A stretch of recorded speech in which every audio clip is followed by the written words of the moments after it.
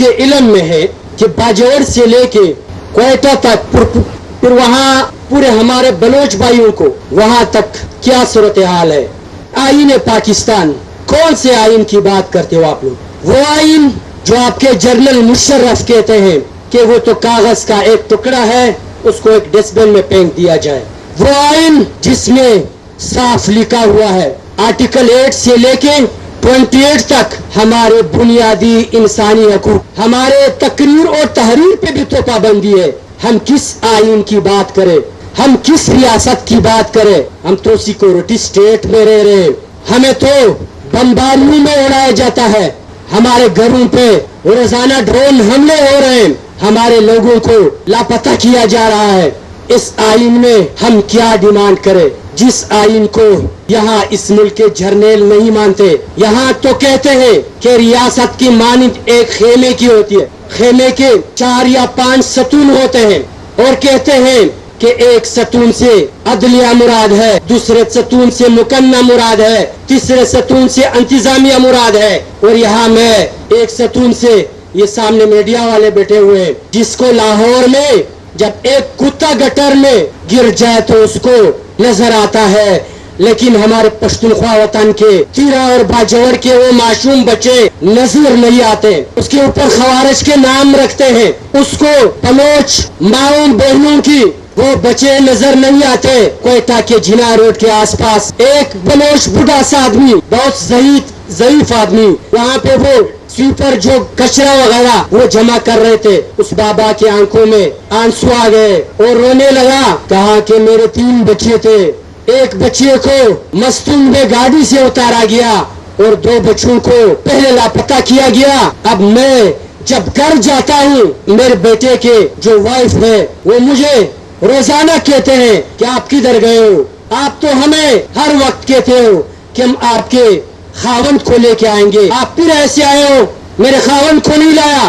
तो वो कहते हैं कि रोजाना मेरे ऊपर इसी तरह गम और दर्द के दिन गुजरते थे। मुझे अबुल कलाम आजाद का वो तज्जिया याद आता है कि ये मुल्क एक दफा तो टूट गया, दूसरी दफा फिर ये मुल्क टूटने का रास्ता यहाँ इस मुल्क के जर्नेल बनाएंगे।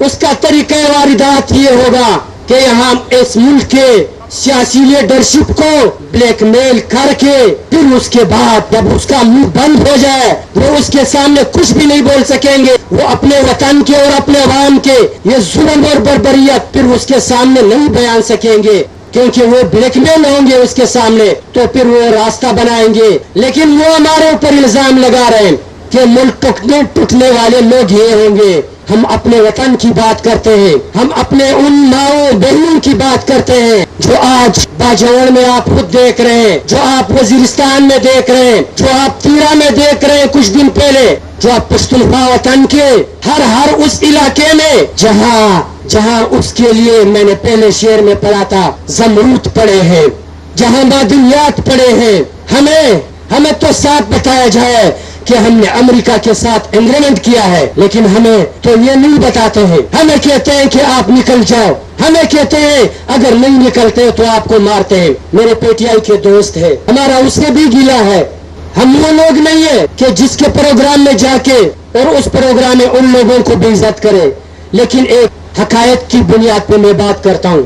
खैबर पख्तूनख्वा में आपकी हुकूमत है, आपकी हुकूमत ने हमारे बुजुर्गों को मलक नसीर, हाजी अब्दुल समद अली वजीर को पंजाब और सिंध के हुक्मरानों में हाथ दे दिया, उसके हवाले किया है। वो आजकल सिंध के और पंजाब के उन जेलों में पड़े हैं कि हम आपको उसकी दास्तान बता नहीं सकते हैं कि वो उनको किन हवालात में उसको बंद किया गया है। एक एफआईआर के बाद दूसरा एफआईआर उसके ऊपर होता है। तो मेरा गीला है, हम आपको यही कहते हैं कि आपकी हुकूमत में हमारे साथियों के 4000 साथी हमारे उधर फोर्स शेड्यूल में डाला गया है। हम किससे गिला करें, हम किसको कहें? ये फोर्स शेड्यूल आपके सूबाई हुकूमत के अंदर है।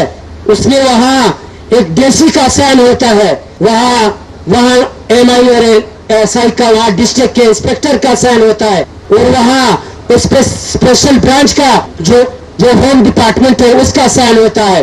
तो ये सूबाई हुकूमत के अंदर आता है। हमारे सारे साथियों को 3MPO के जरिए गिरफ्तार किया जाता है।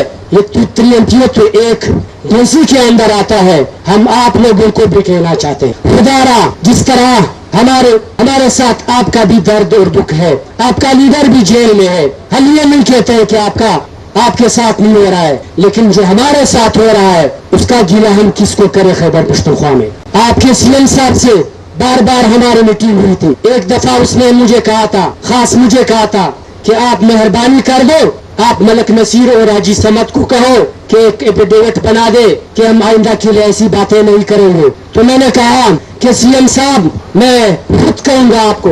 उसने कहा कि वो लिख के दे। बाद में उसको वो बात भूल गई। वो भी यारों के खिलाफ कुछ बातें किया करते थे। तो मैंने उसको कहा था कि आप भी तो ये बात करते हो। तो उसने कहा तो मैं तो यहाँ अंदर कमरे में करता हूँ। मैंने कहा कि हमारी ईमान जो है वो ऐसा नहीं है। हम जो बात इधर करते हैं वो स्टेज पे भी करते हैं, वो आवाम के सामने भी करते हैं। तो मैंने पहले भी कहा था कि हम किस आइन की बात करें।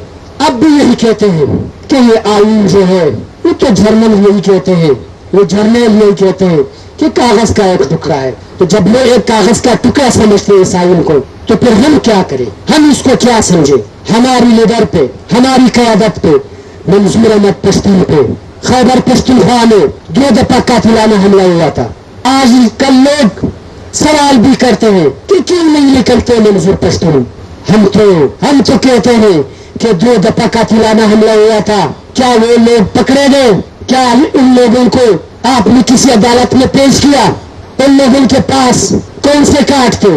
हमने जो देखे थे। मैं खासकर सिंध के और पंजाब के भाइयों को कहता हूँ, मैंने पहले पश्तो का एक शेर आप लोगों के सामने पढ़ा था। हम ये नहीं कहते, हम ये तासुब वाले लोग नहीं है, लेकिन हम ये पूछ सकते हैं कि हमारे साथ क्यों हो रहा है, हमने कौन सा वो गुनाह किया है, हमने कौन सी वो जो हमारे ऊपर इल्जामात लगा रहे हैं कि ये गद्दार है। मैं ये नहीं कहता हूँ, हमारे इस बड़े मशर के वालिद साहब के ऊपर गद्दार के पतवे लगाए गए, खान समुद खाना चिकजी साहब के ऊपर। जो लोग पश्तून वतन के वसाइल की बात करते हैं, वहाँ उस धरती की बात करते हैं, वहाँ अपने जुल्म और दास्तान को यहाँ बयान करते हैं, तो उसके ऊपर गद्दार के पतवे लगाए जाते हैं। हमें ये समझाया जाए, हमें ये सिंधी और पंजाबी भाई समझाया जाए। अगर आप लोग हमारे दुख दर्द में शामिल नहीं होंगे तो फिर तुम्हारा हशर भी हमसे बदतर होगा। हम तो आजकल नहीं 70 सालों से हम यही जंगज़दा आपत्सदा हालात में हैं। हम इस मुल्क को तोड़ना नहीं चाहते, लेकिन जो लोग इस मुल्क को तोड़ना चाहते हैं उसके गिरबान में हाथ डालो, उसके सामने बात करें।